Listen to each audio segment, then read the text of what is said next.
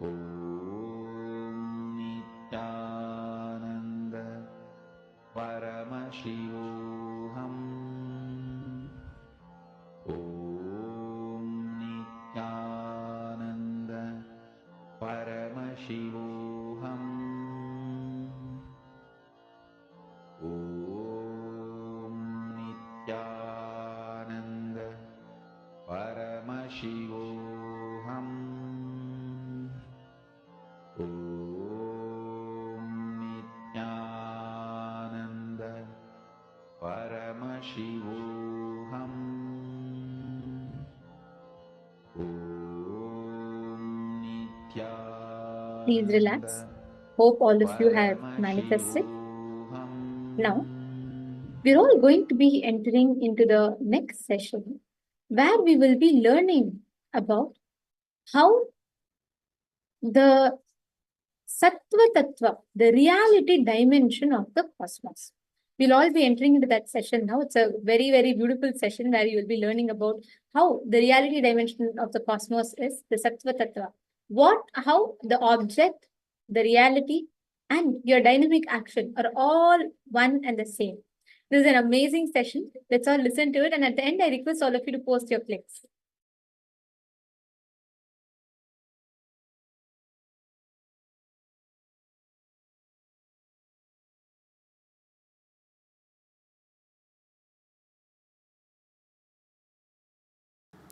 Static matter All of you know what is static matter. This pillar, the seat on which you are sitting,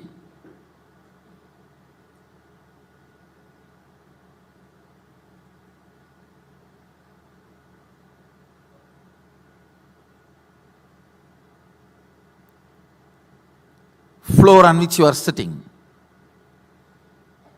things around you, static matter, all that is a static matter.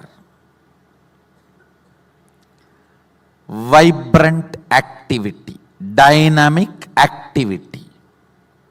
That is like electricity, electron, proton, neutron movements. Ordinary electricity connection to this microphone, to atomic explosion. All these are dynamic activity. Listen. Static matter, dynamic activity, strategic existence. There is a part of you which exists not as a static matter, not as just dynamic activity, but as a strategist who can think, who can visualize, who can inspire, who can take decisions, who has choices, who is alive.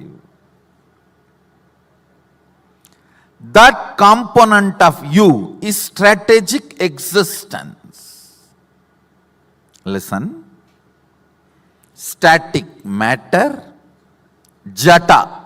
In Sanskrit it is called jata. Vibrant activity, dynamic activity. In Sanskrit we call it Shakti. Even dynamic activity is not independent intelligence. No. It has no independent intelligence. The electricity which comes in this microphone, if you mishandle it, it will shock you. It has no intelligence. Oh, Swamiji is my boss, I should not touch him. No. It has no independent intelligence. Dynamic activity, strategic existence. There is a part in you which makes decisions, strategies, which responds to all the whys. Why you sit on the floor, why you sit on the chair. There are so many whys you go on deciding for your existence. How many of you understand that? Which goes on strategizing in you. Static matter, dynamic activity, strategic existence. Existence of you which goes on strategizing. You go on strategize based on what you perceive as you.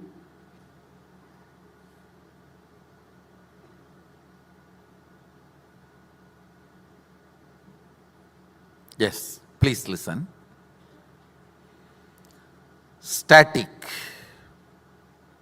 matter, dynamic activity, strategic existence.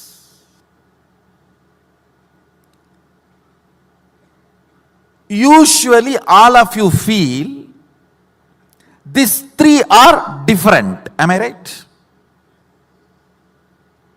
Now I am declaring one of the most sacred secret, important truth. Static matter, dynamic activity, strategic existence. Jata, Shakti, Shivam. All these three are one and the same. There is no boundary, there is no border between these three. Listen.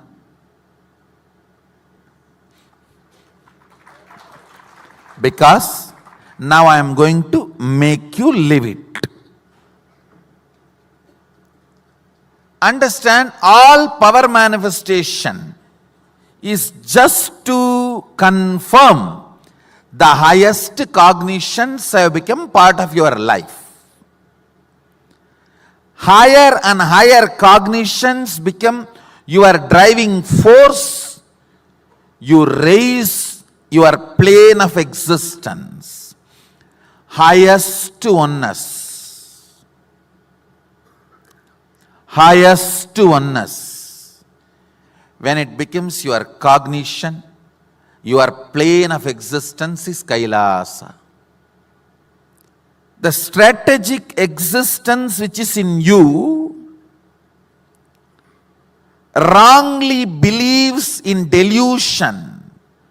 The dynamic activity and the static matter is not in your control, which is a lie. The belief you are carrying is a big lie told to you by human beings. Truth from source of your existence, which I am bringing you to now, your strategic existence is capable of experiencing the reality. The reality is your strategic existence, dynamic activity, and static matter has no border, has no boundary. It is in oneness. Now I am going to make you manifest 21 powers.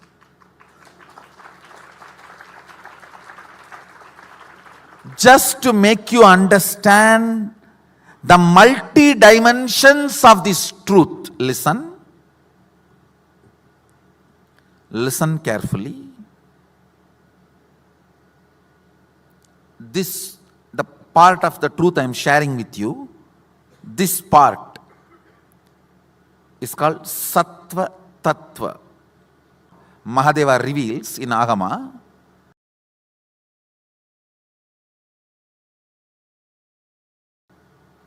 See, I use 4 or 5 words for Mahasadashiva. The word Mahasadashiva, Sadashiva, Mahadeva, Shiva. All these words point towards the same being, which is totality of all of us. So, if you are new to Hinduism, please don't get confused. Let me repeat. Usually I use all these words: Mahadeva, Sadashiva, Shiva, Mahasadashiva, all these words, Parashiva, all these words denote the same being who is totality of the whole existence. All of us. Nityanandeshwara, all these words denote the same being. Mahadeva explains in Agama this part which I am talking to you now as Sattva Tattva. Please listen. You need to know this important information. He says, teach this truth only to a person with whom you feel they are your own. This whole Sangha, this whole organization, this whole buildings, this whole thing, what for? For both of us to sit and for me to transmit this highest cognitions to you and you manifesting it. That's all. And I tell you, not this Sangha, whole humanity's purpose is this only. Purpose of the whole humanity is this only. Human beings having the next breakthrough. Understand, when these cognitions, higher cognitions, become your driving force, you are no more a human being. What drives you decides whether you are an animal, human, or divine. If these higher cognitions drive you, I tell you, it is not just about power manifesting. Even your existence will be so sweet, you will be happy about your existence. Let me repeat once more. Static matter, dynamic activity, strategic existence has no boundary. So if your strategic existence decides something, declares something, dynamic activity and static matter obeys literally, simply. Next statement, you do not need to spend your whole life logically to come to this conclusion. If you decide, Swamiji has come to that conclusion, he will teach me only right thing. Let me declare, this is my cognition, and that declaration is enough for me to help you to manifest the powers related to this truth. When you start manifesting powers, you will understand it is not just Swamiji's conclusion, it is now your own conclusion.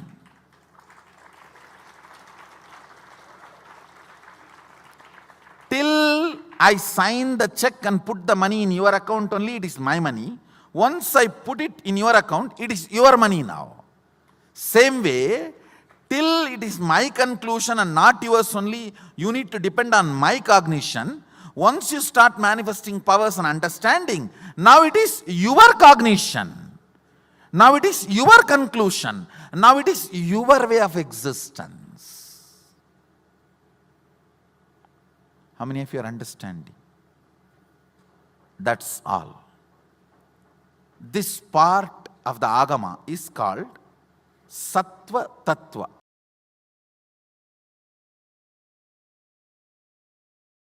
How many of you are able to cognize static matter, dynamic activity, strategic existence as no border? It is all oneness. Wonderful. Listen. The preliminary power manifestation you are going through now, Mahadeva very clearly says it's a preliminary. Sattva Tattva means, please listen, I am repeating the introduction, the word I used, Sattva Tattva, unit of high energy. Sattva, see, we function through three energies. Pure high energy, confused restlessness, dullness.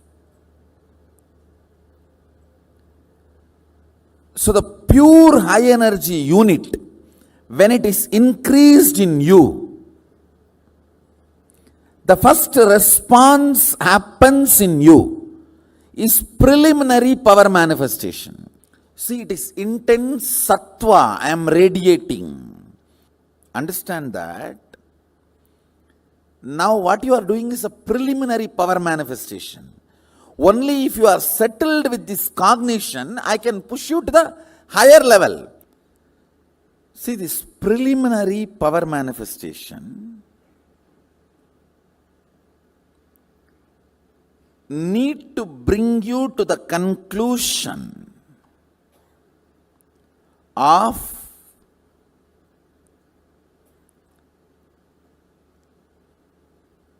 static matter, dynamic activity. See, static matter means a small stone in your kidney to the Everest mountain. Everything is static matter. Dynamic activity, water flowing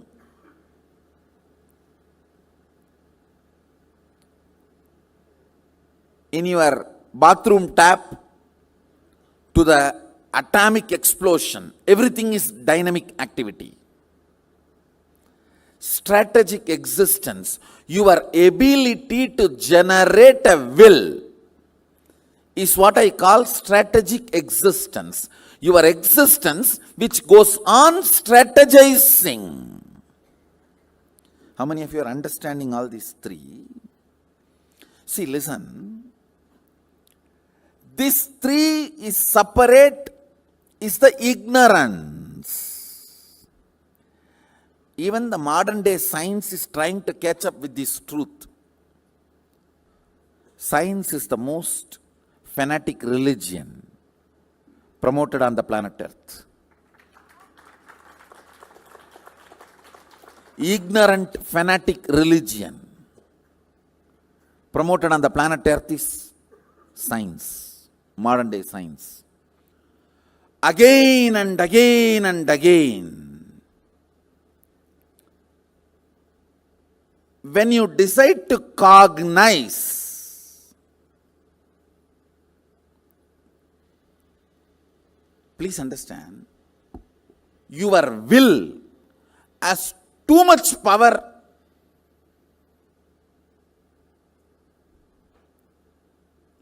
beyond your expectation. Just put the will on this cognition. With all my will, I strategically declare dynamic activity, static matter is my extension. There is no boundary. I can do what I want with it. I am the ultimate over both. Understand? Now the truth I declared to you all, you can paraphrase multiple understandings which comes out of this cognition. That is the source of power manifestation. This is the logi of power manifestation. All of you understand? So the essence of this session, static matter, dynamic activity, strategic existence, is one and the same. My strategic existence has power over everything. It may be repetitive, but please put this again as a status. This as your status. This is your state. This is your real status. Understand, your faith, your belief, everything is shallow. Everything is shallow. I am not at all asking your faith or belief.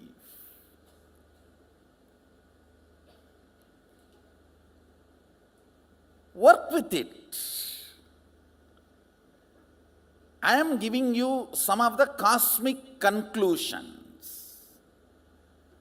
I am going to give you some of the cosmic conclusions about you, which is reality.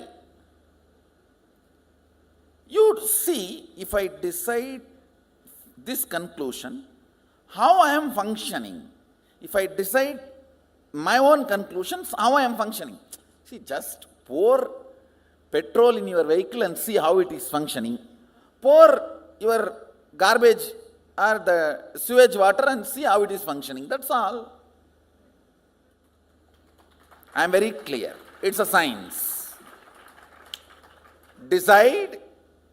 Static matter, dynamic activity, strategic existence has no border.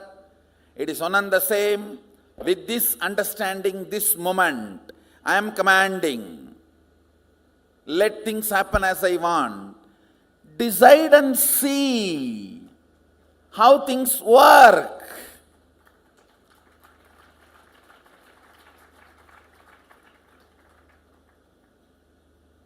Power manifestation is nothing but I am giving you 21 types of way to taste the sugar. I have given you full pot full of honey. You can put your hand, right hand and lick, or left hand and lick, or pour on your mouth and drink. These are 21 methods to taste the honey. Honey is the sacred secret, that cognition, highest cognition. Power manifestation is just to taste that honey, to come to that conclusion.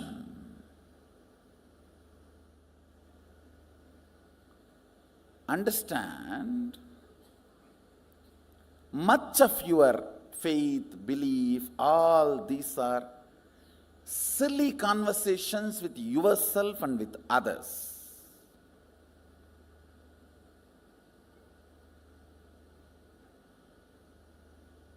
I neither believe your faith, I don't believe your belief.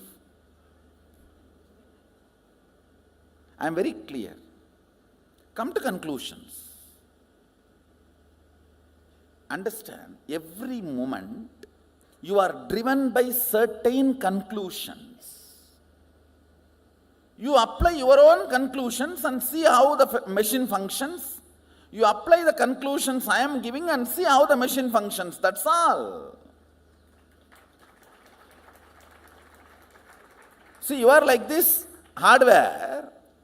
What kind of a software you download, that decides the quality of you. You can download, the software decides the quality of what it is going to perform. Same way, you can have your own software, I have no problem. You can try my software, that's all.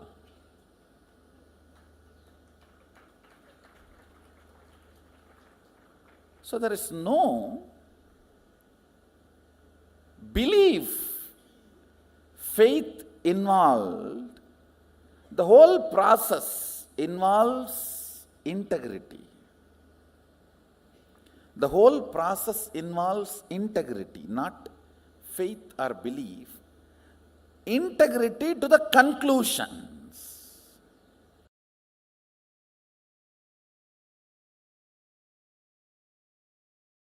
Understand, whatever sampradayas in Hindu tradition, whether the spiritual practices meant for Krama Brahmacharis, Naishtika Brahmacharis, Rudras, Rudraganyas, Rishi, Rishikas, Yogi, Yoginis, Bhairava, Bhairavis, everything is aimed only to raise you to vertical time zones and reach you ultimately to the space of Paramashiva Kailasa.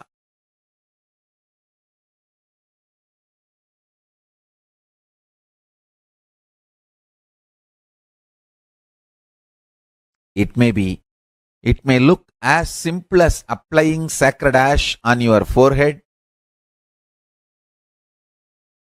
or as difficult as you think practicing absolute asteya aparigraha, non-stealing and non-possessiveness, living with minimal things and brahmacharya and Satya, absolute integrity. All these great vows. Understand, actually these great vows are not like a forced rules. They are actually the great powers revealed from Kailasa, if you understand and internalize the powerful cognitions. For example, one of the greatest truth from Kailasa is static matter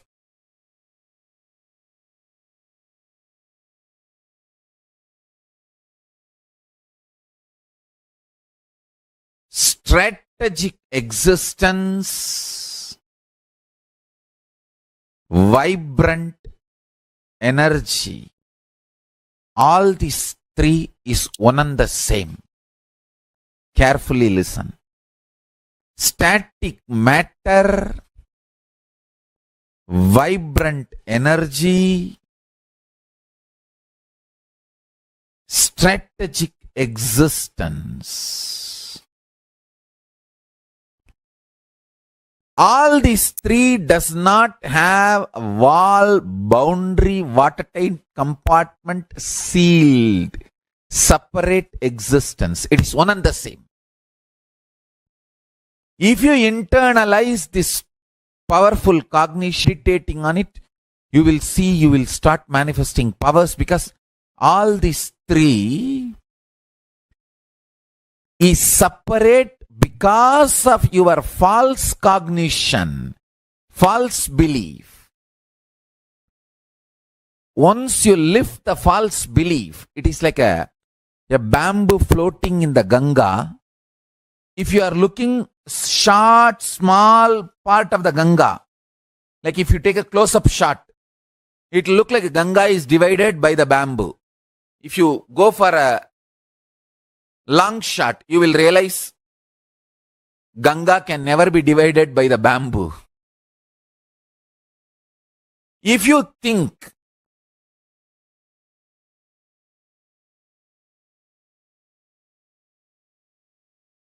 static matter, vibrant energy, strategic existence is separate, you are like a blinded person who has a small vision. You are seeing the existence with a close-up. You don't have a larger vision. You are looking at the Ganga in a close-up view. You feel Ganga is divided by bamboo. If you wake up and see the long shot, you will understand bamboo itself is floating on the Ganga. How can that divide Ganga? Waking up to that higher realizations is what I call powerful cognitions. Internalizing powerful cognitions. Static matter, vibrant energy, strategic existence is not separated, divided by any bamboo. If you feel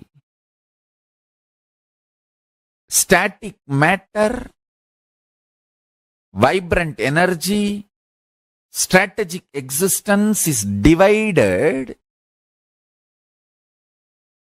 you are deluded, you are seeing the bamboos floating, and you feel the bamboos are dividing the Ganga. No. Wake up and see from the larger vision.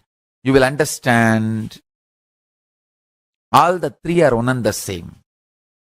Static matter, vibrant energy, strategic existence is one and the same, and the bamboos are floating on the Ganga. They can never divide Ganga.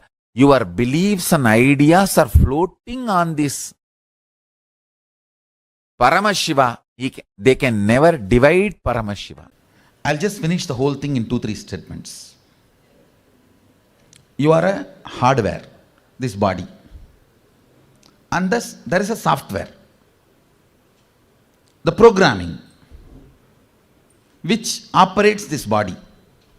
There is an electricity connection. Now,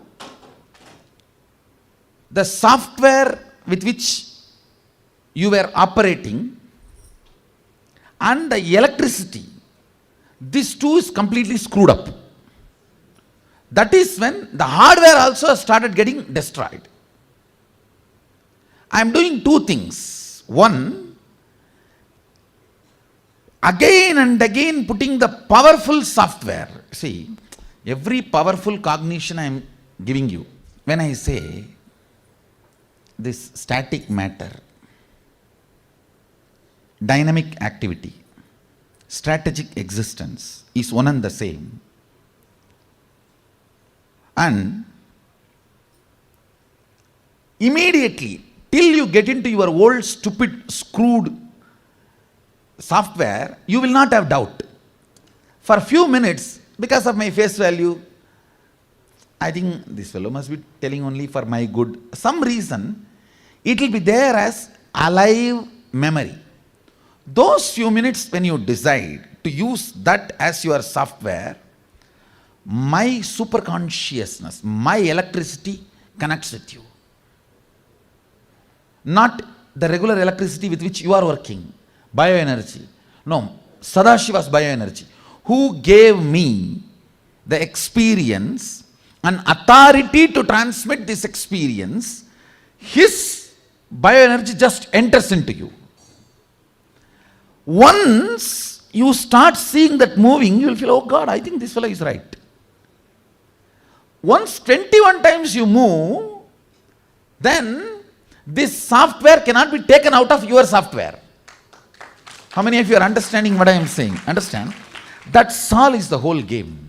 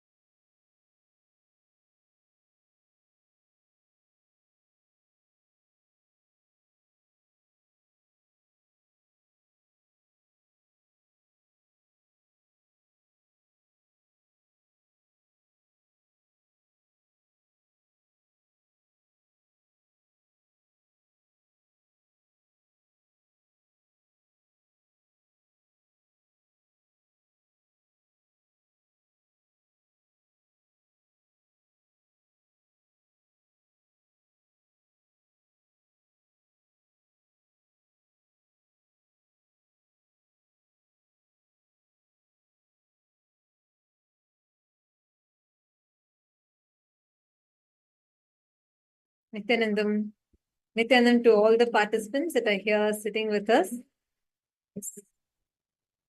What we listened to just now about Sattva Tattva, the reality dimension of Paramashiva.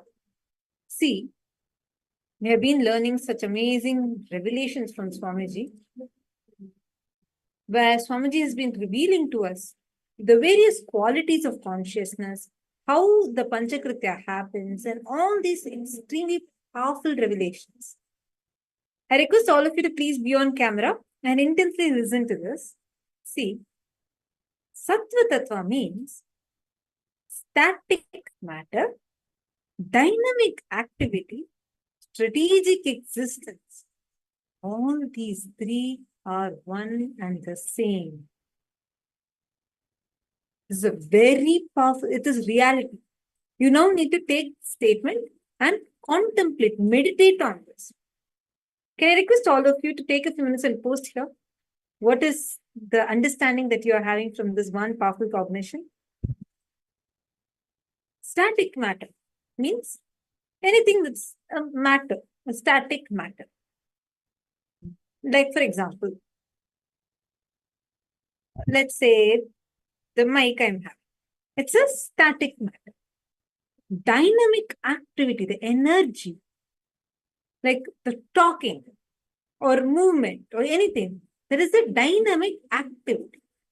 Strategic existence means now using the mic to talk and using that with the idea, the cognition, the plan to talk so that you can hear. This is a strategic existence. Swamiji is saying all the three are one and the same. What does that mean? How is that possible? Understand. For any matter that you see, any matter that you cognize about, that matter, static matter, the dynamic activity that the static matter has, and the strategic existence that operates the static matter to have the dynamic activity, all these three are connected to one source, Paramashiva, consciousness. Take, for example, in your life, if you have a particular cognition inside you, automatically it has an effect, an impact on the way how your life functions for you. Understand? Whenever you are having a cognition, the strategic existence, the intelligence from which you are operating from, that intelligence, that strategic existence of you are not separate from the matter that is there outside you. Even the inside and outside, Swamiji said a very powerful statement yesterday. Just like how in Ganga, when the bamboo is floating, the floating bamboo, when you see it, it gives you the perception as if Ganga is divided from this side is separate, that side is separate.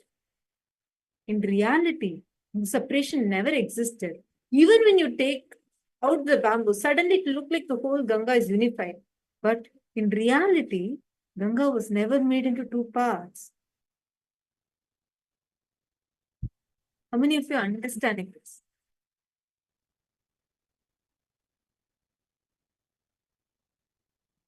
The violence of cognition, where you feel separate from the source, is what is making us feel something is inside and something is outside. Strategic existence is separate from static matter. Are all of you cognizing this so far? Are all of you with me so far?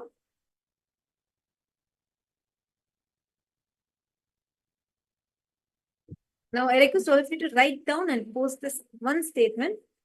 Please post the statement. Static matter, dynamic activity, strategic existence. All the three are one and the same. Please take a few minutes and type it and post.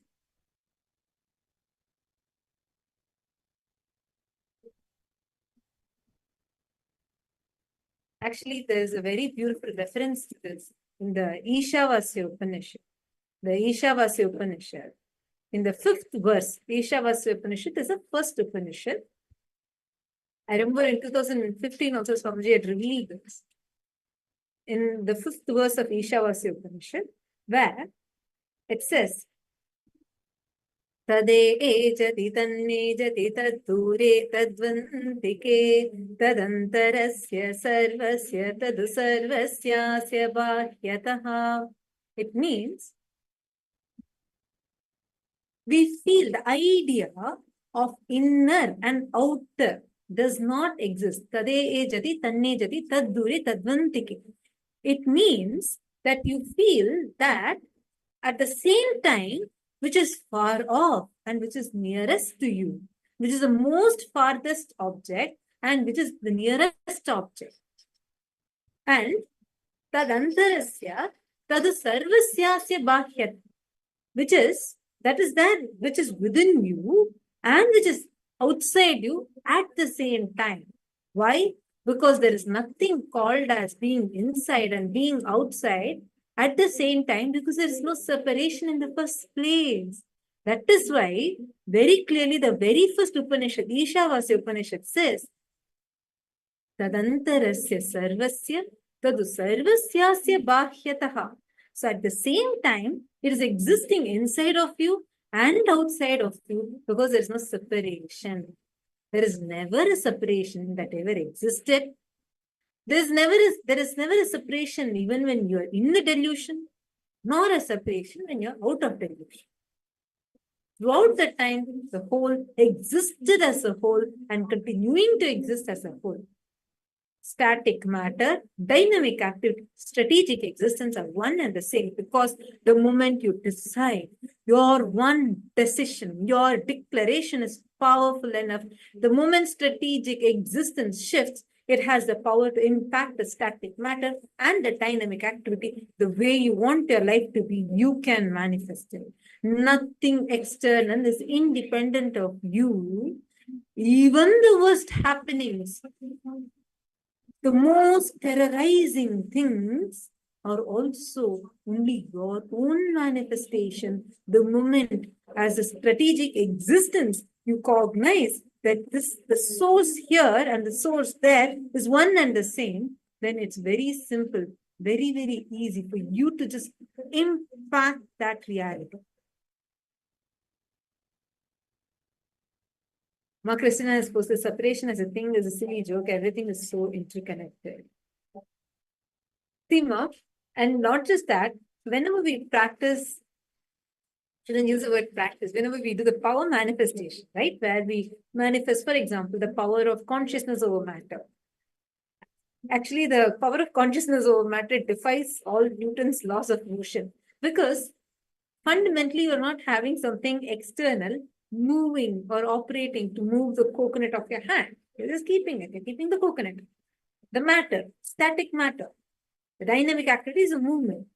But with the decision of the strategic existence, just with that will, when you look at that coconut, you're able to move it. How? Because understand, all these three are connected. They're not just connected, they're one and the same. We all have dream. You dream. In your dream, you'll see some of your people around you. You'll see so many things. Sometimes you even see dinosaurs that went extinct eons ago. You still see that in your dream. So they are not existential reality that is coming in your dream. It is you who is projecting that and creating that whole reality for you in your dream. The static matter, the dynamic activity, strategic existence in your dream, all three are one and the same. If you're feeling a dinosaur is coming and chasing you, you're just running away from the dinosaur in your dream and you're having that as a dream. Understand? The dinosaur is created by you. The running is created by you. You feeling that fear is created by you. Am I right? All of us cognize this only in our dreams, right? What, in your dream, suddenly a dinosaur is entering inside you and coming there? No, it's not an existential reality. Even though you feel, oh my God, I'm so afraid you're running away, and you feel that whole fear at that time was in the first place, was any of that ever real? No. The moment you decide, Seema Purushananda, good.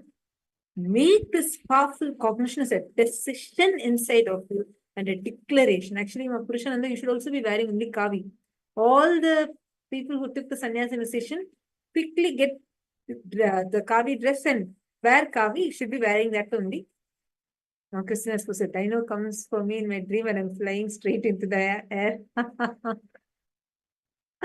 See, understand, or all of you cognizing this. See, all the dreams, craziest nightmares that we have, those nightmares, who created it? We created it. Like whatever you have as a day in your waking state, your fears, your anxieties, all of that only comes and forms a dream for you. Am I right? So you are the one who's creating it inside you. You are the one who's creating that dream. That extension that you're having, that whatever you're feeling is you. It is not someone else. It's not something independent of you. How many of you are first understanding this one point? It's actually an important point for us to cognize. This one point can give you so much of clarity, depth, and understanding inside you about you. Are all of us clear? Understanding about this?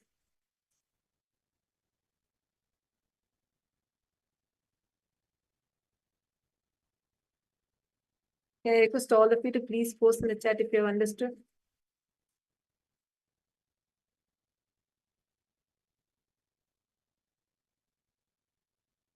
Now, make this strong sankalpa for you inside you. Static matter, dynamic activity, strategic existence are all one and the same. Sit with this powerful cognition and let us now do power manifestation. With this cognition inside of you, you're going to do the power manifestation. Take a few minutes, actually see all these things that you're learning today. Don't just think that, okay, you're only learning this as a cognition. You need to sit and meditate upon this.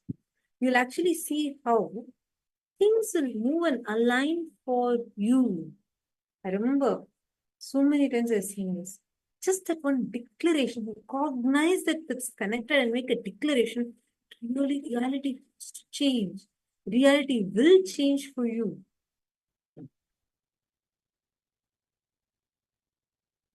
Now, all the participants, let us all do a round of power manifestation of consciousness over matter.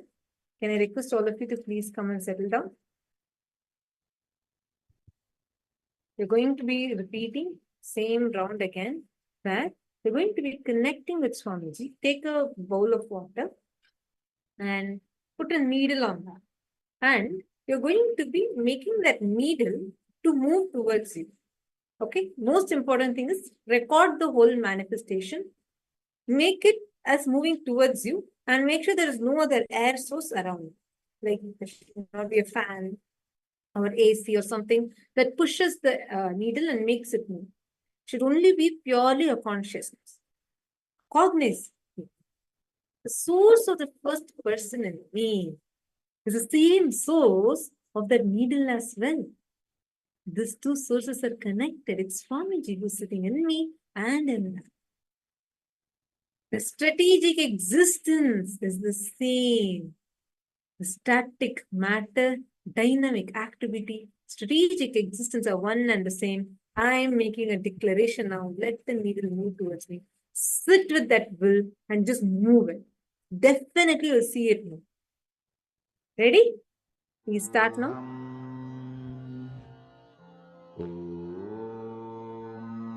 Nityananda Paramashivoham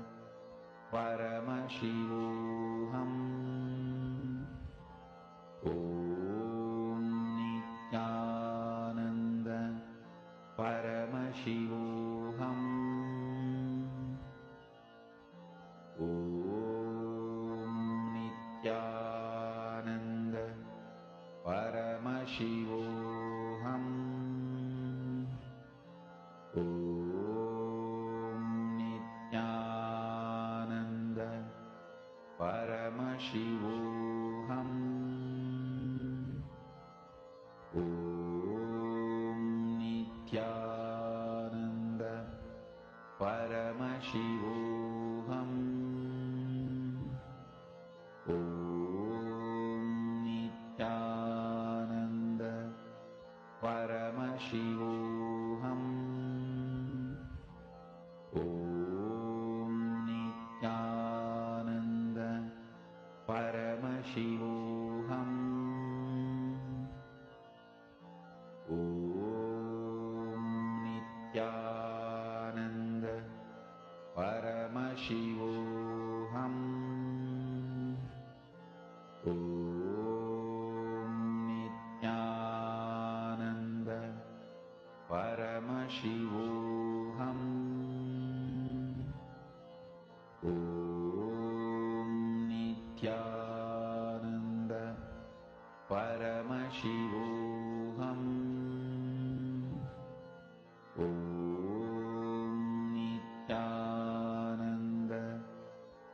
Paramashivoham. Om Nityananda Paramashivoham. Om Nityananda Paramashivoham. Om Nityananda Paramashivoham. Om Nityananda Paramashivoham. Om Nityananda Paramashivoham. Om Nityananda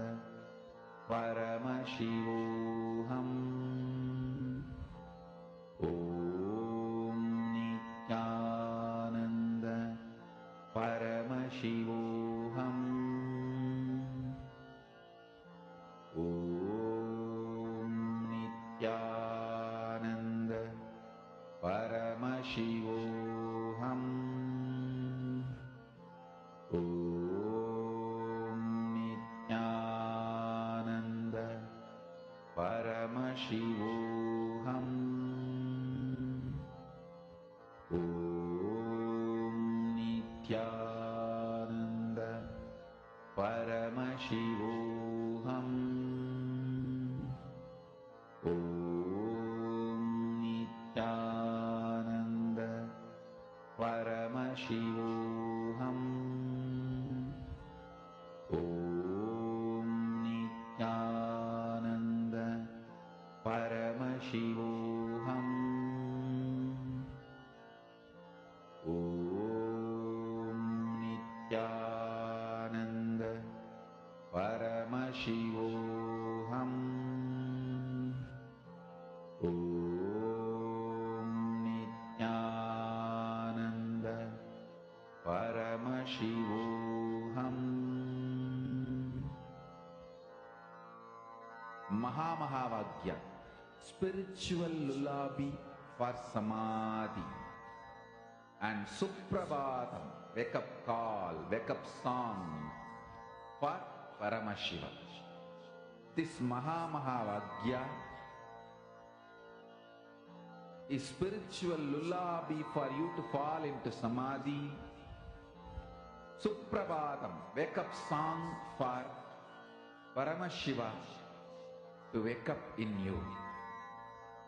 Just remember this one powerful cognition. This Mahamahavagya puts me in Samadhi. This is spiritual lullaby for Samadhi. And Suprabhatam, wake up song for Paramashiva in me. For Paramashiva to manifest. With this one spiritual powerful cognition, chant this Mahamahavagya.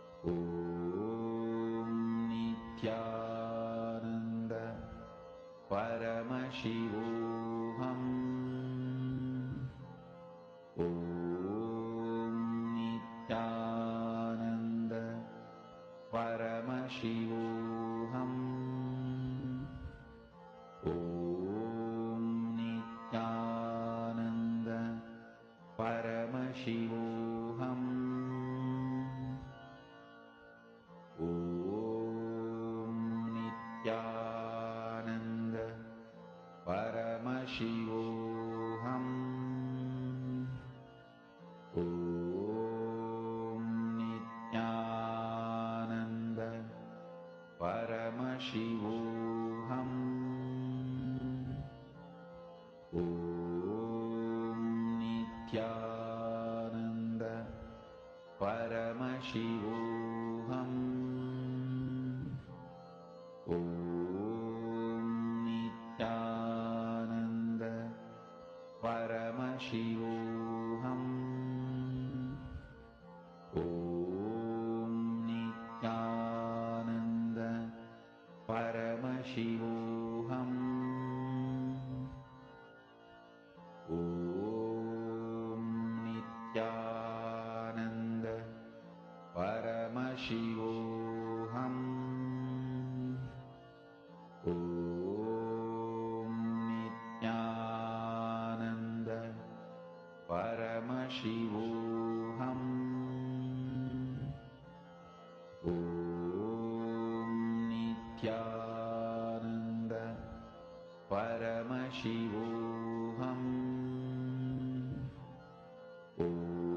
ॐ नित्यानन्द परमशिवोऽहम् ॐ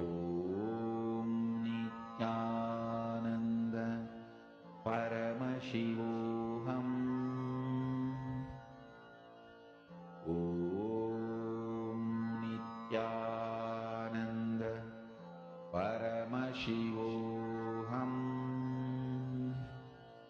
ॐ नित्यानन्द परमशिवोऽहम् ॐ नित्यानन्द परमशिवोऽहम् ॐ नित्यानन्द परमशिवोऽहम् ॐ नित्यानन्द परमशिवोऽहम् All of us are going to enter into a very, very powerful Nitya Kriya, a detailed process where Swamiji will be guiding us. How you can experience it. This today we are having the initiation that will directly work on awakening the subtle brain flows. And now we are going to enter into the Nitya Kriya, where you will understand how you can awaken the subtle aspects of your brain. And this will help you increasing your memory, reducing stress level, and so many more positive aspects. And you will see, first and foremost thing is it will completely heal you from all kind of stress and tension or migraine that you're carrying. It's a very, very powerful process. Swamiji will be guiding you step by step through the Kriya. Please follow along. I request all the Kailasa-vasis, all the participants, to please follow along. That is all entered into the Nitya Kriya.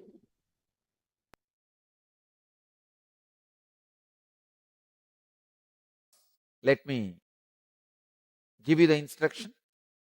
First step, Bhujangasana. Second step, in Bhujangasana, Udyana Bandha and Jalandhara Bandha. Third step, Bhadrasana. Fourth step, in Bhadrasana, Shitali. Fifth step, in Bhadrasana, Sitkari. I'll explain now. Understand? First, Bhujangasana. Let me read the sutra. Angushtanabhiparyantam ado bhumau vinyaset karadalabhyam daram drutva urdvas sheshaha panivahi. The translation, Dehagnir vartade nityam sarvaroga vinashanam Jagarti Bujage Devi Bujangasana Sadhanat. Let the body from the navel downwards to the toes touch the ground. Raise the head, the upper portion of the body, like a serpent.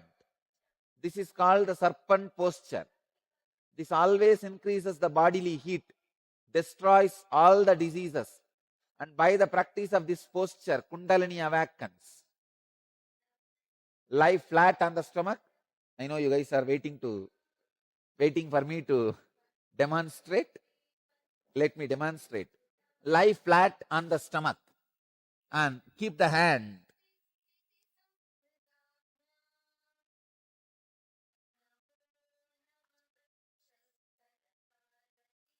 lie flat on the stomach, legs straight, feet together, and soles of the feet uppermost. Place the palms of the hands flat on the floor, below and slightly to the side of the shoulders. The fingers should be together and pointing forward. Arms should be positioned so that the elbows point backwards and are close to the sides of the body. Relax the forehead on the floor and close the eyes. Now relax the whole body, especially the lower back. Slowly raise the head and neck and shoulders, straightening the elbows. Raise the trunk as high as possible.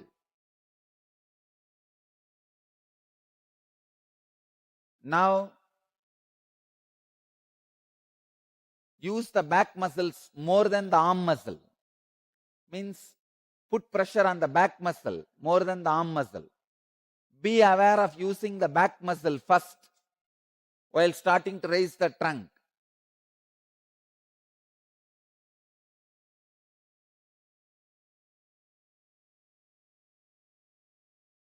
Hold in this position by closing your eyes. At least 60 seconds. Close your eyes and hold yourself in that position. Because the Kundalini energy will start flowing in your body smoothly now. Now relax.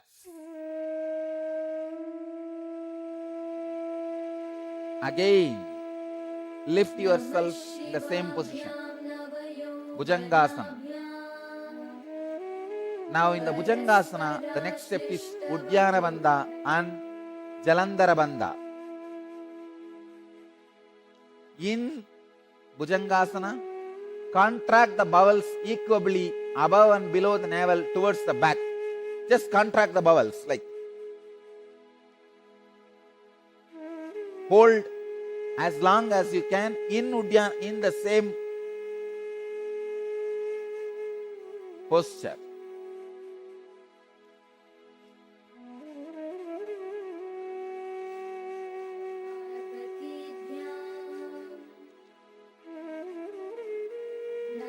Do the Uddiyana Bandha and relax. Again, hold yourself in Uddiyana Bandha as long as you can and relax. Do this 21 times.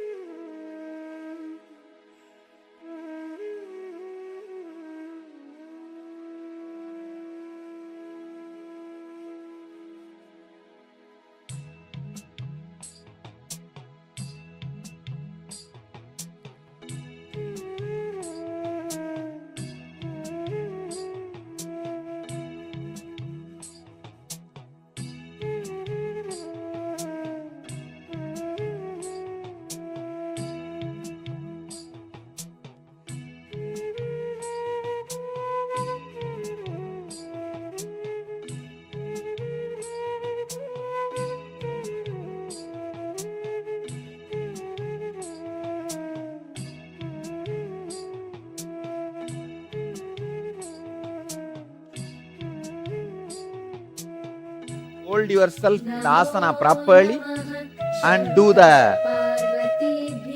Uddiyana Bandha.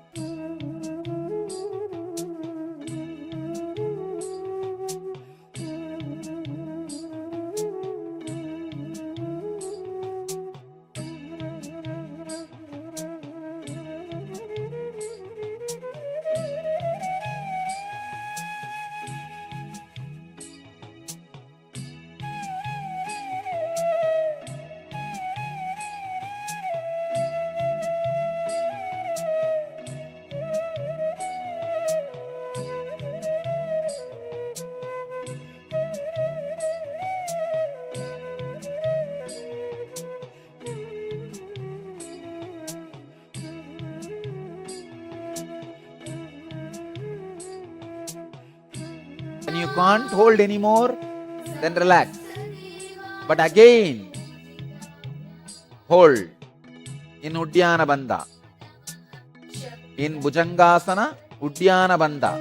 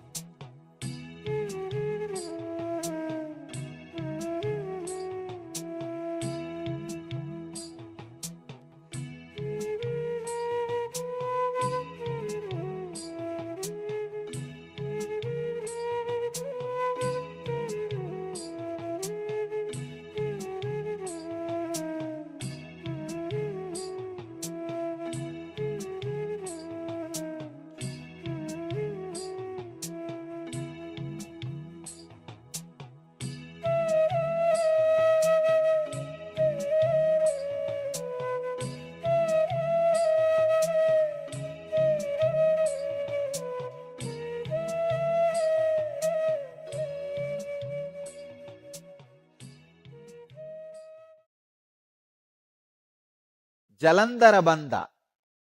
Let me read out Jalandhara Bandha's sutra. Kanta sankochanam kritva chibukam ritaye nyaset jalantare krite bande shodasa adara bandhanam.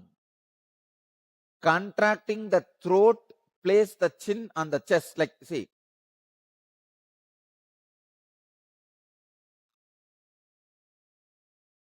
Contracting the throat, place the chin on the chest.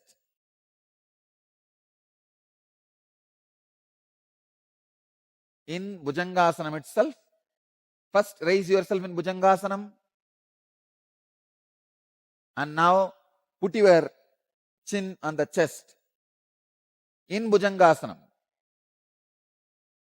hold yourself in the Bhujangasanam and put your chin on the chest.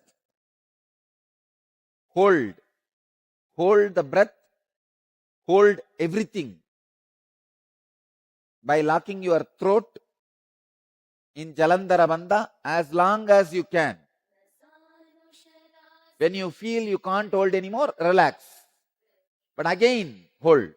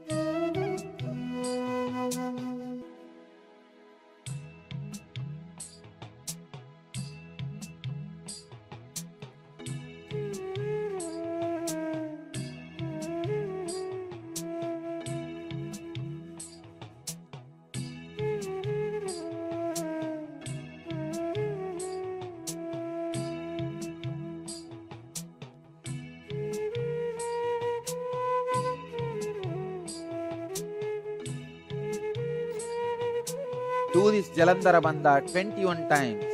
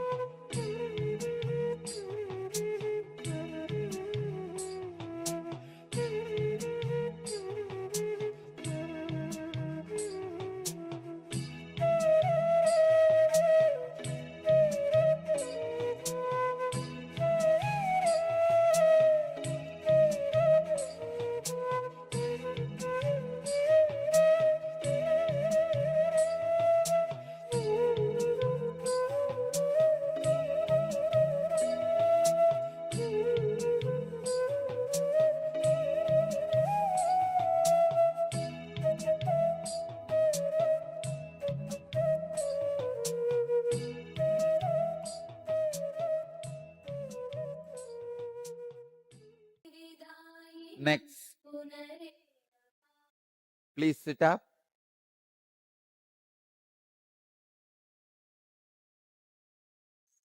Come to the Bhadrasana. Put yourself in Bhadrasana. Bhadrasana. Let me read the instruction. Place the heels crosswise under the genitals attentively. Cross the hands either behind the back or directly. Take hold of the toes of the feet. Fix the gaze on the tip of the nose. Put your attention on the tip of. Sit for 3 minutes in this very Bhadrasana.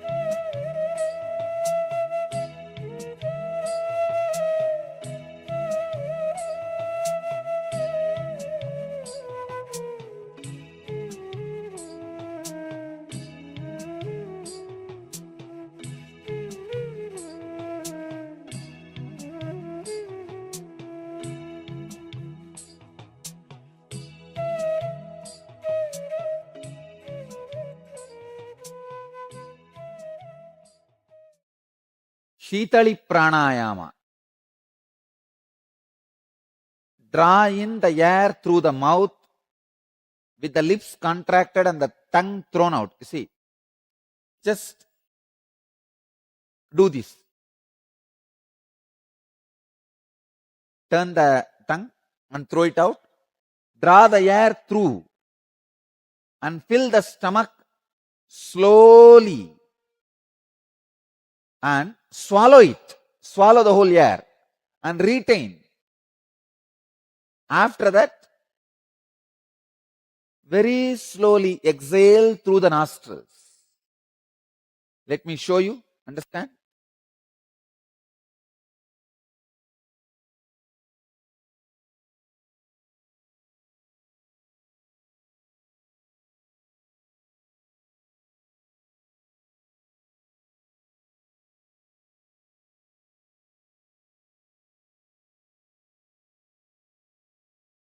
Do it.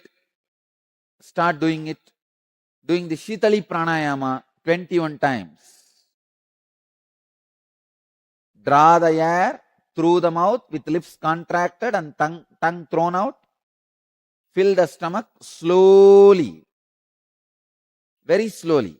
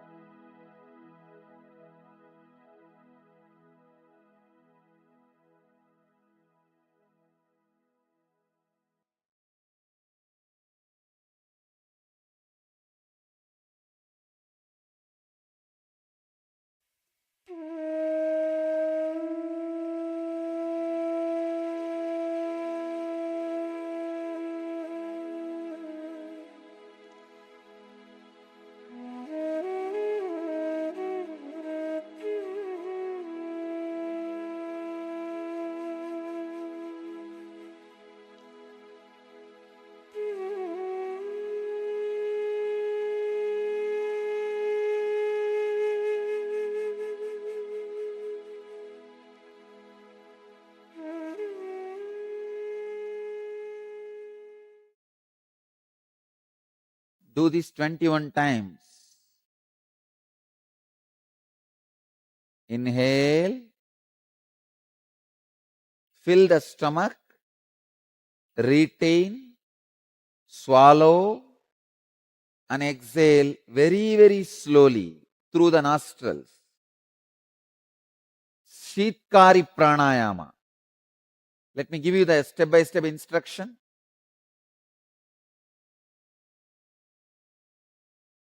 Press the lower and upper teeth together and separate the lips as much as comfortable. Breathe in slowly through the gaps of the teeth. Listen to the sound of the breathe as the air being drawn in. Close the mouth at the end of the inhalation. Hold as long as you can. Then exhale slowly through the nose. Let me show you.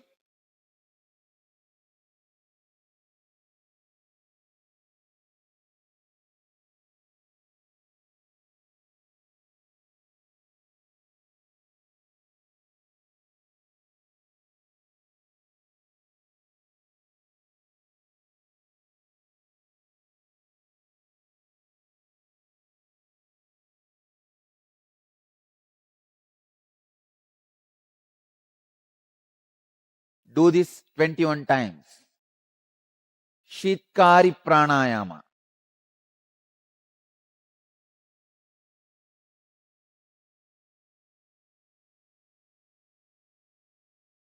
Shitkam kuriyat tatavaktre granenaiva vijrumbikam evam abhyasa yogena kamadevo dvitiyakaha. You continue the Shitkari pranayama.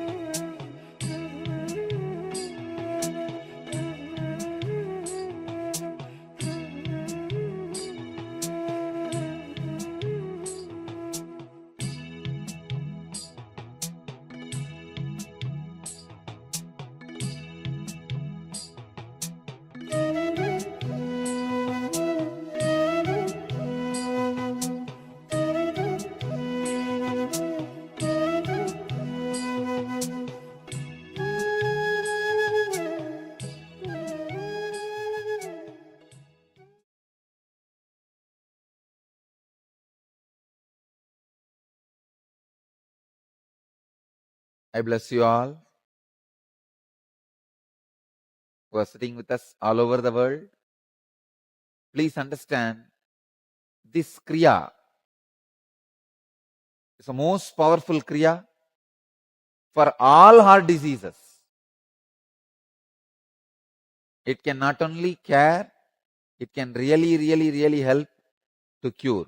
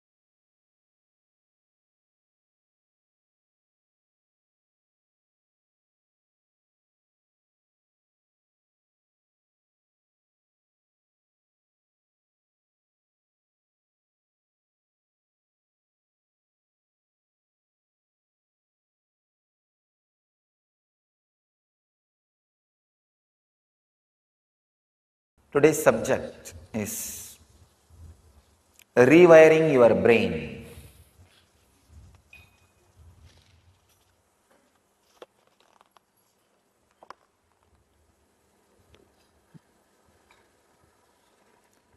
Some of the Shastra Pramanas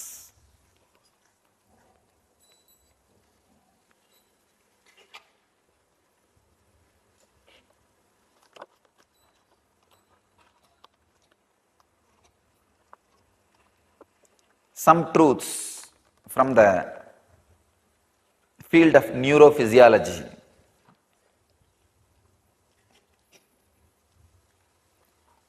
It's from a website, yogajournal.com.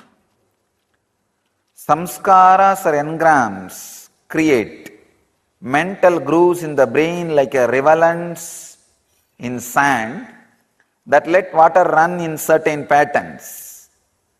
They say each time we react in a certain way, for example, getting angry, we strengthen the power of the pathway. It's a one truth.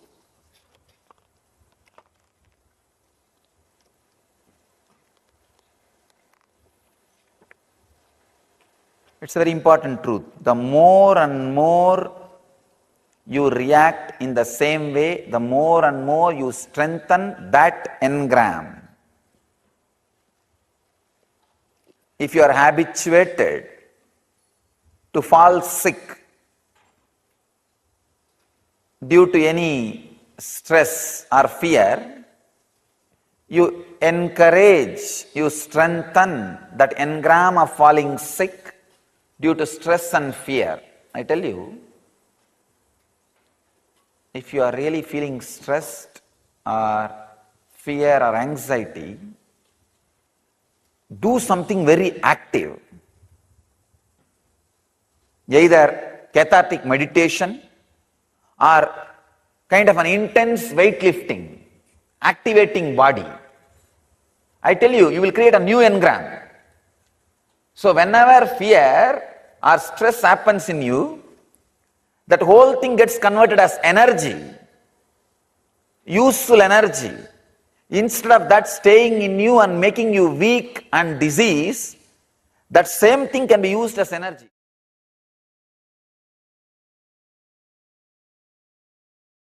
Understand, your brain is most powerful, amazing, wonderful, and unutilized. Component of your system. I'll repeat. Your brain is amazing, most powerful, unutilized. I don't want to say underutilized. Literally, it is. The percentage you use is negligible.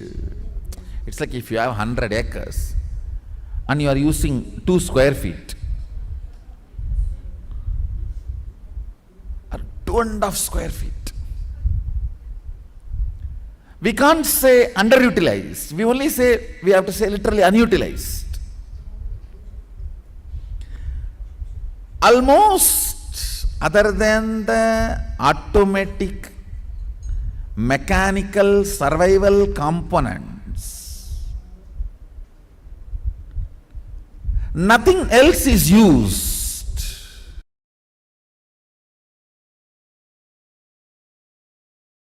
Please understand,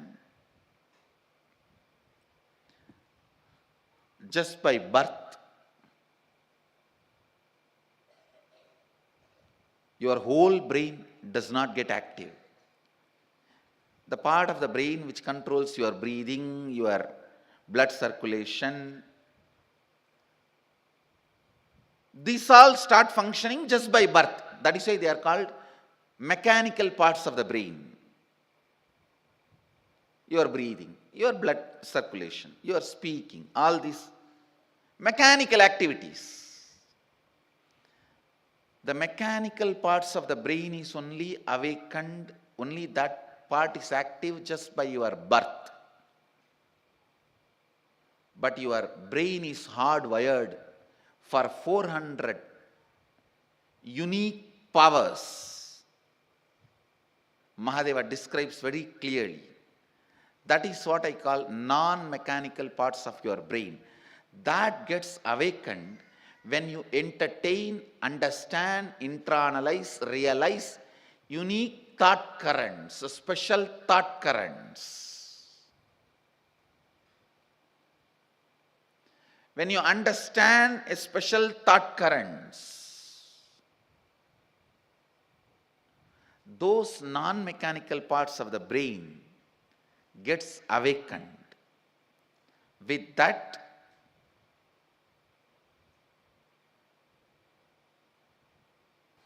Wake up call, nothing else. Now, if I give a pause during the satsang, suddenly people wake up. Otherwise, they feel what I am talking is like a lullaby.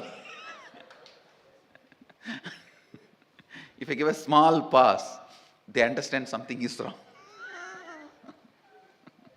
Listen.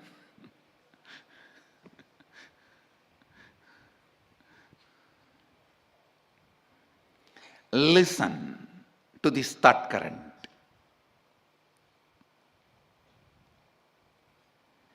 When you internalize this thought current,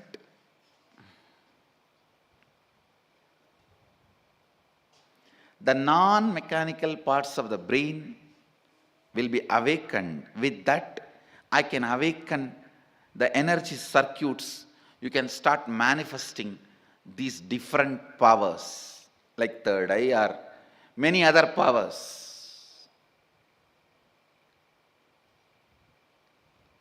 Listen carefully.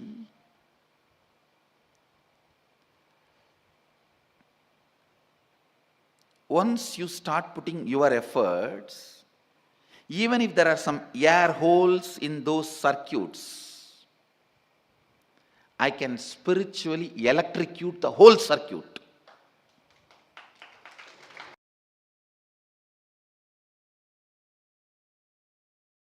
As neurophysiologists say, each time you react in certain way, you strengthen the power of the pathway. So each time when the river runs in that same rivulet, the rivulet becomes more deeper. So the river running in that same direction becomes more stronger, more permanent. Same way, in your brain also you have so many rivers. Ganga, Kaveri, Yamuna, Saraswati, Godavari, Narmada, Sindhu, so many rivers. Some are wild rivers, forest rivers. The rivers which really creates calamity by the forest flood or sudden floods, you need to make a dam and divert it in different direction. Making dam and diverting it different direction is what I call sadhana. Sadhana means making dam and diverting it to different direction.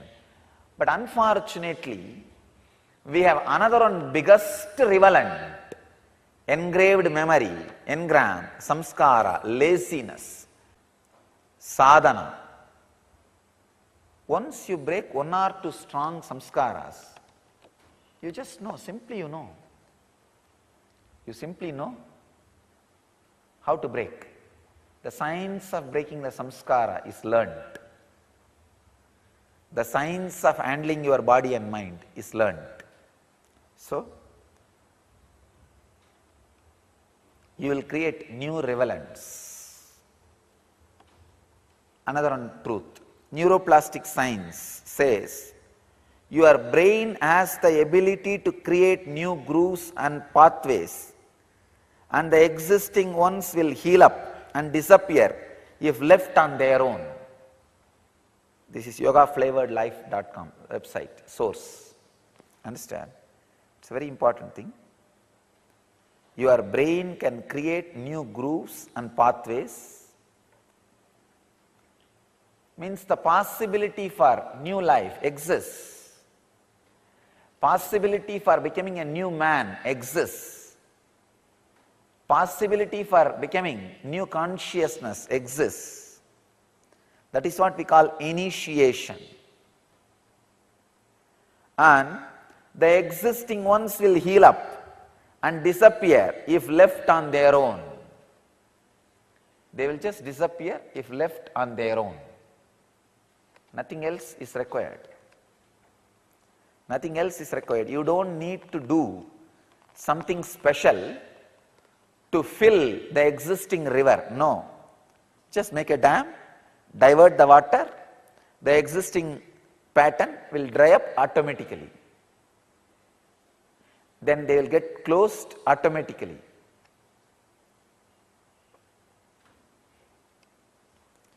scientist Debbie Whitmore says, the science of neuroplasticity focuses on how the brain can rewire itself to forge new connections and break cycles of negative thinking and acting.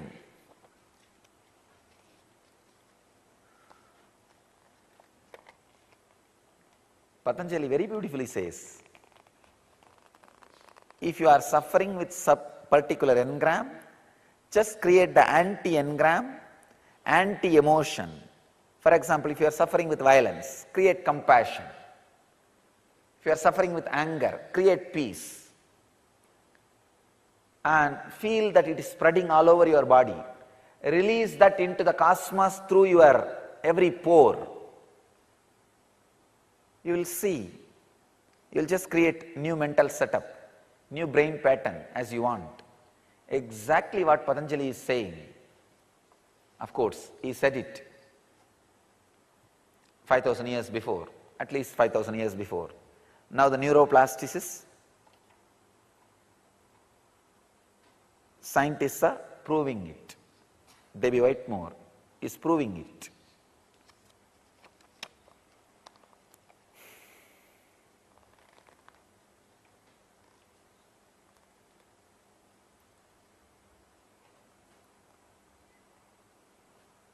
Again, one more report,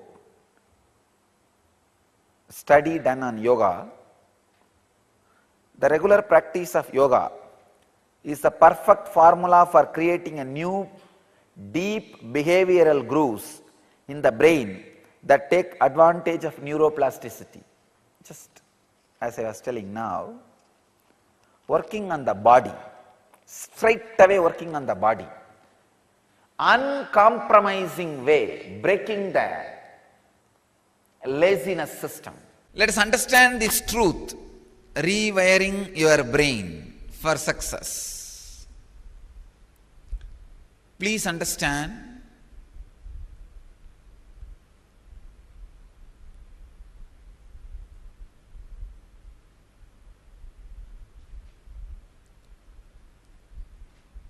success is life. Life is success. If you are missing success in your life, you worked for failure. So failure is your success. Understand? Life is success. If you are having failure at the end of your day, you worked for failure.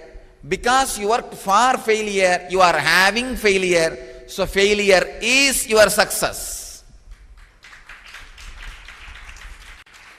Now, rewire your brain for what you think as success, what society thinks as your success, what cosmos wants as your success.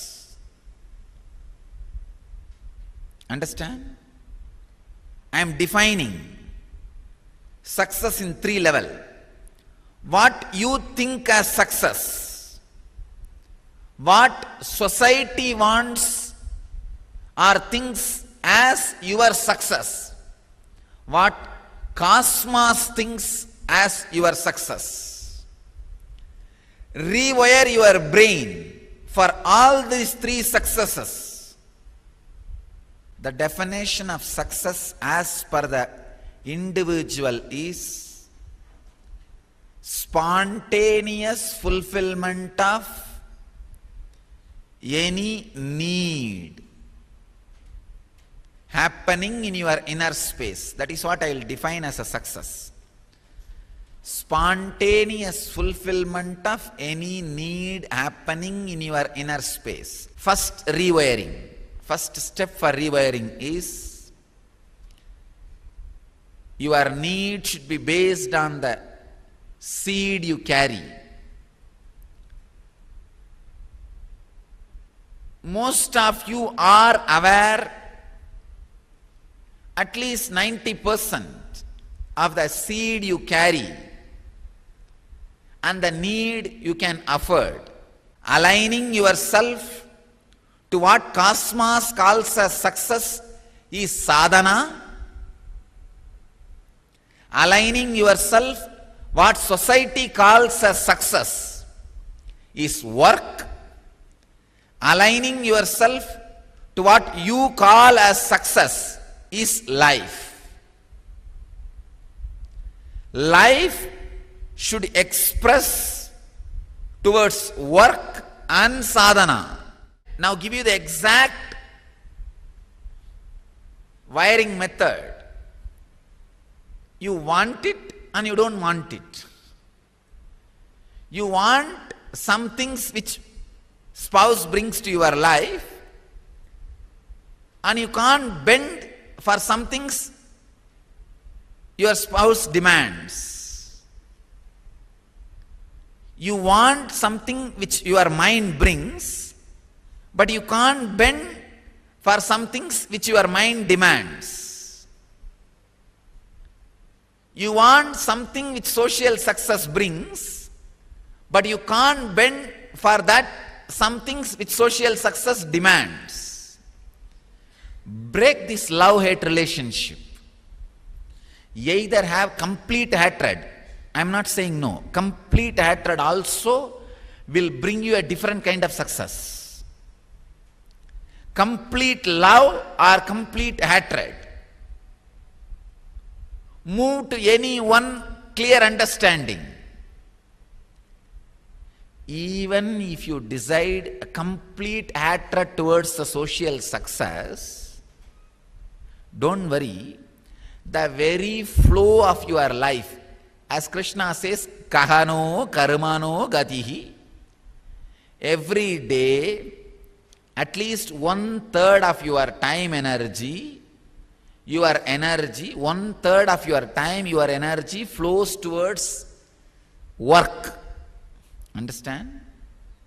When your energy flows towards yourself, it is life. What you call as success, it is tamas.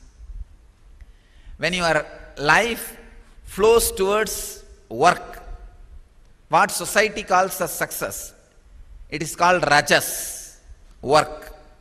When your energy, when it flows towards the cosmic success, it is sattva, it is sadhana.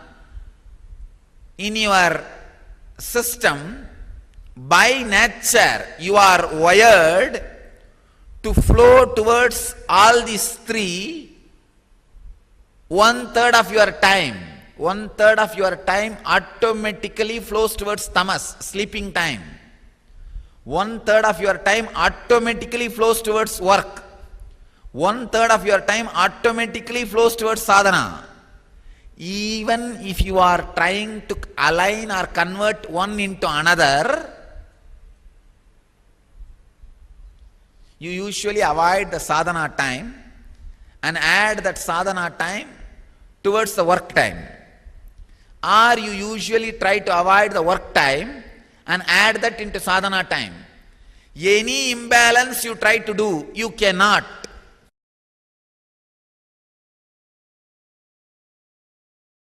The subtle brain grooves get developed based on your thinking pattern. That needs to be completed. Before 30, the strong grooves don't get developed. That is almost like a rangoli only. You can wipe it by ordinarily. But after 30, it's almost like they say in Guru Gita says, whatever Brahma writes with the hand, Guru wipes by leg. Brahma writes by hand, Guru wipes by leg. So this is the wiping I am supposed to do. The subtle grooves you develop in your brain with your toxic mental setup. So what I am trying to convey with these few statements, every idea, thought current you cherish in your brain creates certain map. If that map can be taken out and inserted on somebody, it is called circuit. If you cannot take it out, it just dies within you, it is map. If it can be taken out and inserted on somebody's head, it is circuit. For example, you cherish a thought current. Let the whole world be blissful. Let Sada Shivatva happen. These thought currents create certain electric signals in your brain, certain map.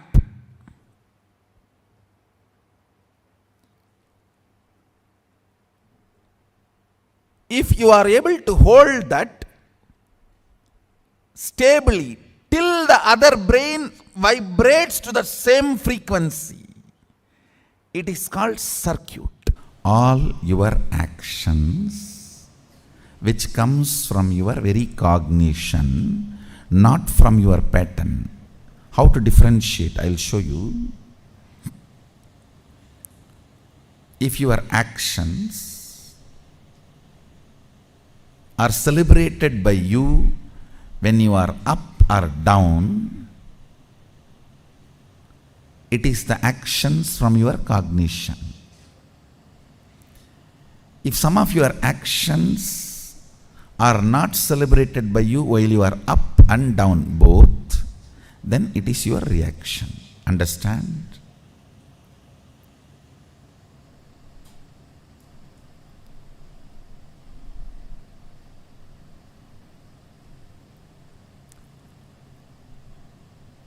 If your action can be celebrated by you throughout the fortnight, it is from your depth, cognition. For women, even one night. It is from your depth. You don't need to wait for a fortnight to go through the ups and downs. That is a blessings in a way, because you have a scale ready-made in your hand. Within 3-4 hours you can find out what you did is right or wrong. Listen carefully. Throughout your ups and downs, if your actions are recognized by you, it is the action from depth, it is not reaction. This is the scale. If your actions are not celebrated by you, it can be even so-called spiritual practice, but it is only reaction. Listen carefully. I am not saying all reactions are wrong, but I am saying all actions are right. Understand? All actions are right, but I am not saying all reactions are wrong. Running away from snake is a reaction, but not wrong. Running away from fire is a reaction, but not wrong.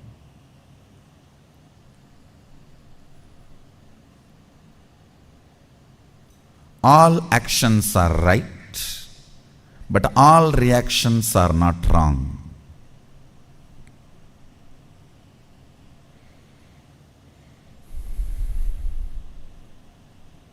I am literally rewiring your brain.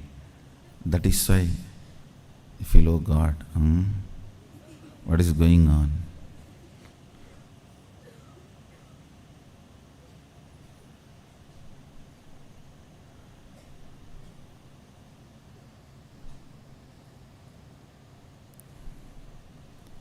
Today, every statement I uttered, if you contemplate, you will develop a thoroughly new neurology.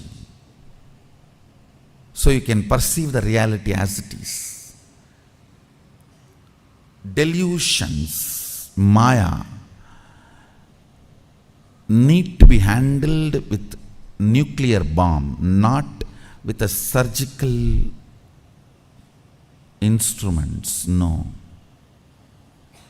It need to be demolished, not surgery performing. No. When I am building a new neurology, that will be done almost like a surgery performance, surgery precision. Not 1 inch this side, 1 inch that side. But when the delusion need to be removed, it's a nuclear bomb. Just drop and destroy the whole area. So that's what I'm doing. Listen carefully. When you are planning to go cranky, dash, dash, dash, dash, dash, dash, dash, be conservative. Have lot of sensor scales. Is this situation really wants me to go cranky? Is this situation really wants me to go crazy? Is this situation really in need of me getting overwhelmed? Is this really demanding that I should get stressed? Only then things can happen. Understand? Every time you get stressed, you wash your neurology with the pitta layer, which takes almost 2-3 hours of bliss to remove the effect. I should say at least 2 hours of bliss, Shaktipada, is required of one stroke of stress. Ignorant, tired, agitated, dull head can never capture the subtle truths or the subtle qualities. Because he cannot imagine, he won't enjoy. Because he doesn't enjoy, he can't visualize. Ability, the brain's ability to catch the subtlest visualizations come by a long practice of internal silence, what I call unclutching or meditation. Understand? By the tremendous internal silence, your brain develops the capacity to capture the most subtle visualizations. Ability to capture the most subtle visualizations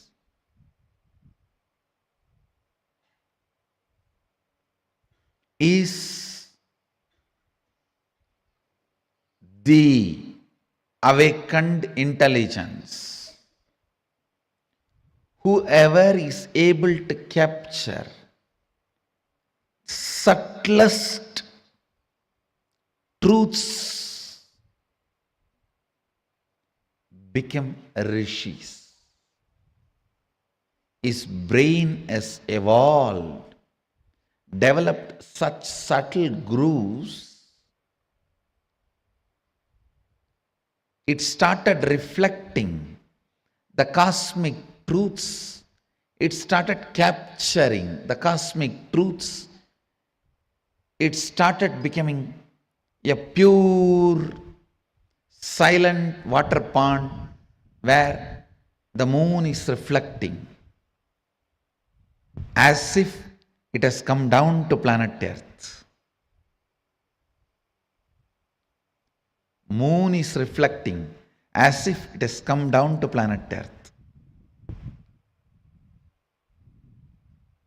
Understand, practicing surrender or unclutching or Anandagandha Dhyana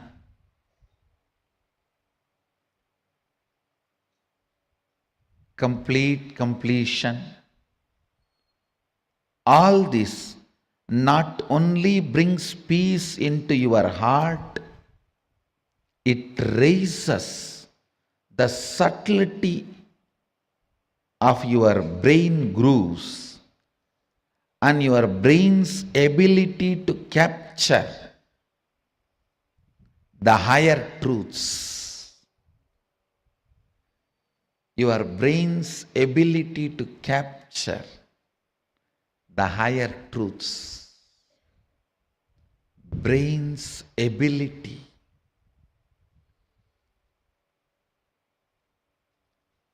to live the higher truths. Anything your brain is able to capture, it stores as record. The most subtle one your brain captured makes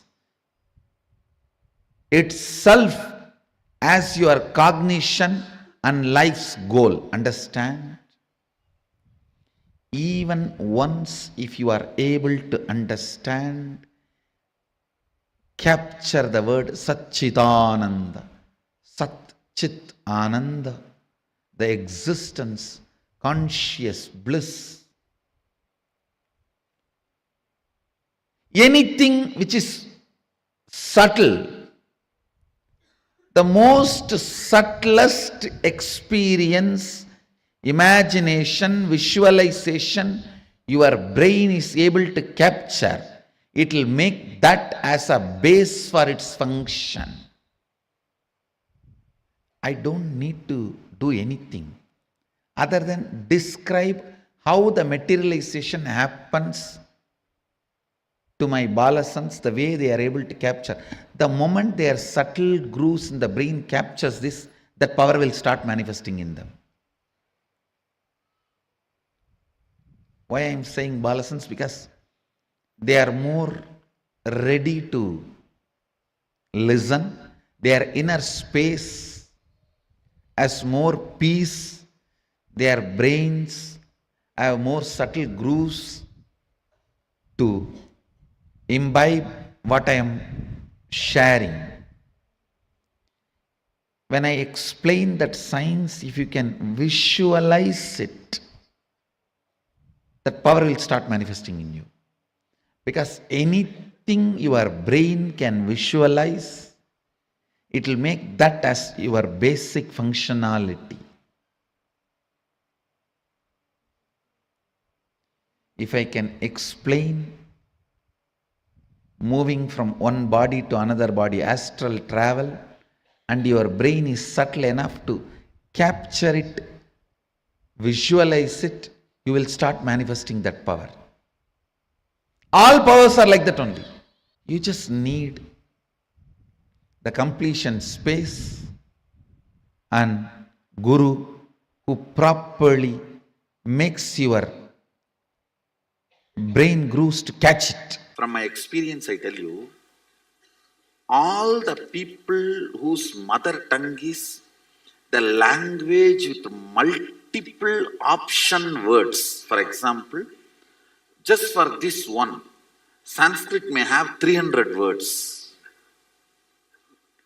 The multiple option word mother tongue people have a very high developed brain grooves. From my experience, I saw. So in a way, I will say, for example, if you utter a word cow, and the time it takes for the English person to grasp the visualization of the cow, and a Sanskrit person, ko, and the time it takes, at least 100. Means the person who knows the Sanskrit catches it less than 100th time with a more precision, because the words there is wide option. So brain by its nature requires to be in high alert when you handle that language.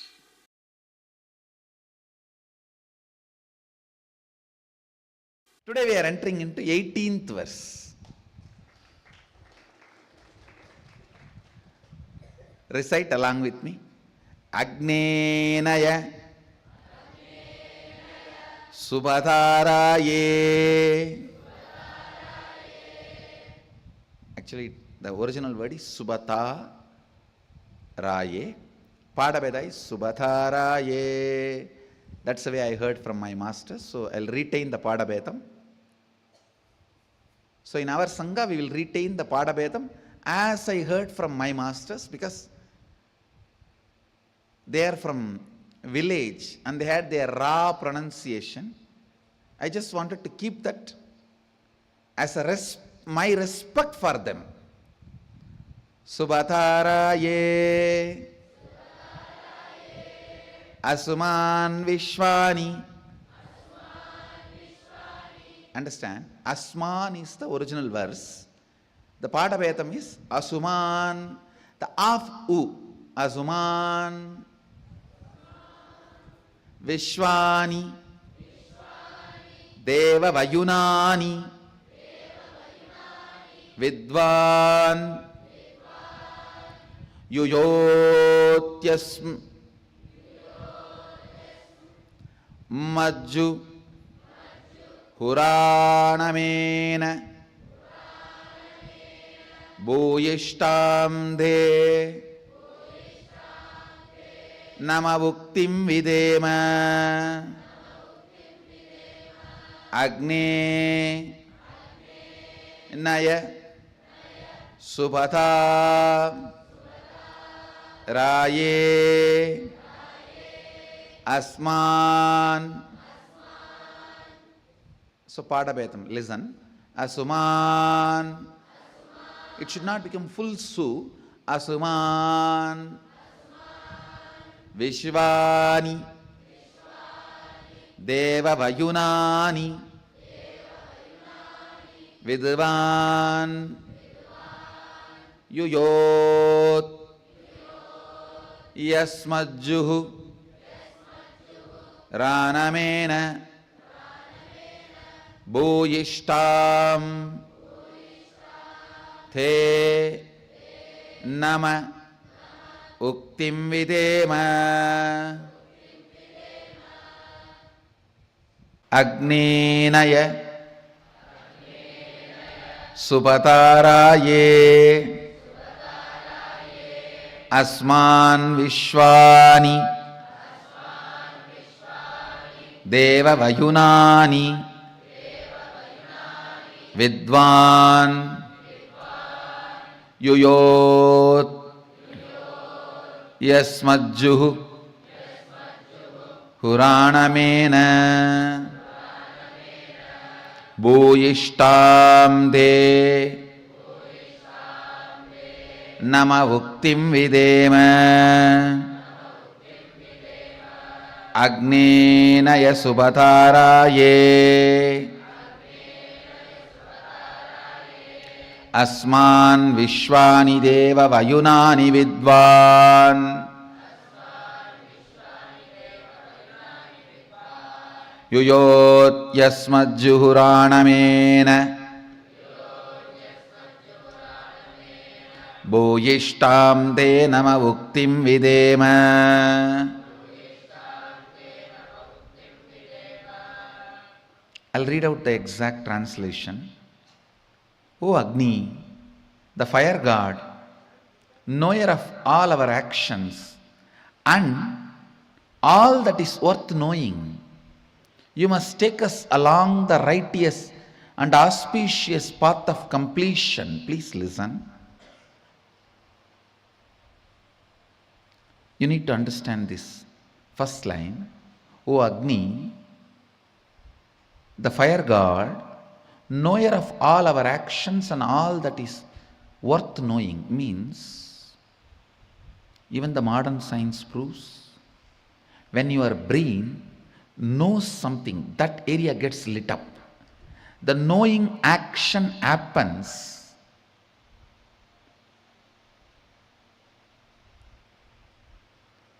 when the fire moves into certain part of the brain.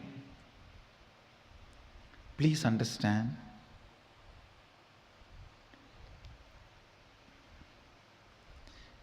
Everything may be there outside you. You will not know if the fire does not move in your brain. If the fire moves in your brain, only then you will know what is happening. So, fire is responsible for knowledge, knowing to happen in you. Listen carefully. Fire is responsible for the knowledge to happen in you. I tell you, fire gets fully awakened by integrity. Nothing. Just follow intensely integrity. In 12 months, you will have a kind of a fire in you through which you can know anything you want to know. Anything which comes in front of you and you want to know it, you will know it. That fire is called di. In Sanskrit, we use the word, a single letter, di. All the ancient languages, fire is addressed as ti. In Sanskrit, in Tamil, in many of the ancient languages. Listen. Di comes as a gift to you because of your integrity. Just 12 months decide. I will live in the space of integrity. No question of missing. It's just awareness. Awareness practice, nothing else. The di will be awakened in your brain. That di will give you the intelligence to know everything you want.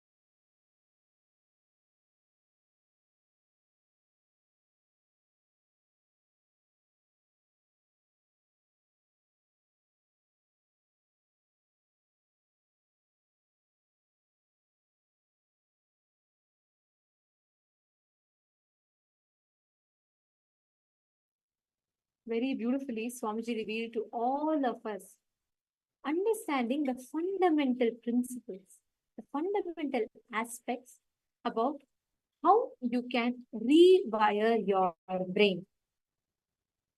Can I request every one of you here to post your powerful cognitions? What did you understand from what Swamiji revealed as rewiring your brain? Can I request all the participants to please post your clicks and powerful cognitions? Ma Krista, Ma Kalahandrikananda, Ma Ivana. Come on, I request every one of you to post. My rain decent, sure, ma. This link actually, what Swamiji revealed, multiple clips from this are from exclusive sessions that are not publicly available yet. So this is exclusive videos for Paramashivoham. But yes, there are many clips that are already available on YouTube as well. So we'll definitely share that with you. Actually, see, Swamiji revealed very beautifully.